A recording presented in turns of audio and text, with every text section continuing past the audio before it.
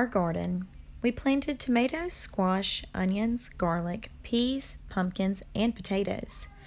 Besides that, we planted two special things we saw in the catalog, which were genuine corn of the ancients.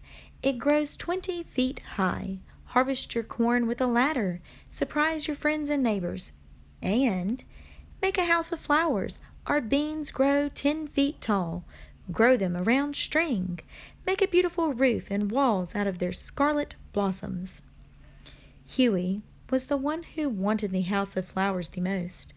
I wanted the giant corn. My father said he wasn't sure he wanted either giant corn or a flower house, and if we wanted them, we would have to take care of them all summer by pulling weeds. We said we would. We planted everything one Saturday.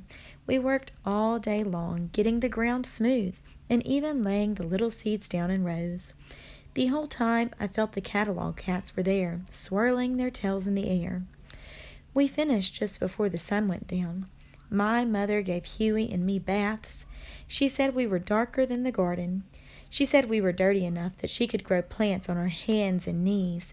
When we were clean, we had supper, with chocolate pie for dessert, and went to bed. Huey went to sleep right away, but I didn't. I put my jacket on over my pajamas and went out the back door to the garden. In the dark, it looked as if the garden was sleeping. I lay down on the grass. It was cold and a little wet. I looked up and thought all the catalog cats were sitting on the roof of the garage staring at me. Over the top of the garage was a moon, and a little moon with sharp horns. There were birds rustling in the dark branches of trees. The seeds were dreaming, I thought. I put my mouth next to the ground, and I spoke to the seeds very softly. Grow, and you, corn seeds, grow high as the house.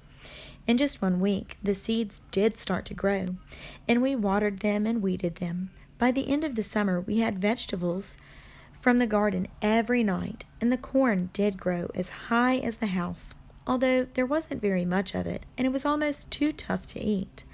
The best thing of all was Huey's house made of flowers. After a while, the flowers dropped their petals and turned into beans, and we ate the beans for supper. So what Huey made was probably the first house anyone ever played in and then ate. Catalog cats are strange, but a house you eat for dinner is stranger yet.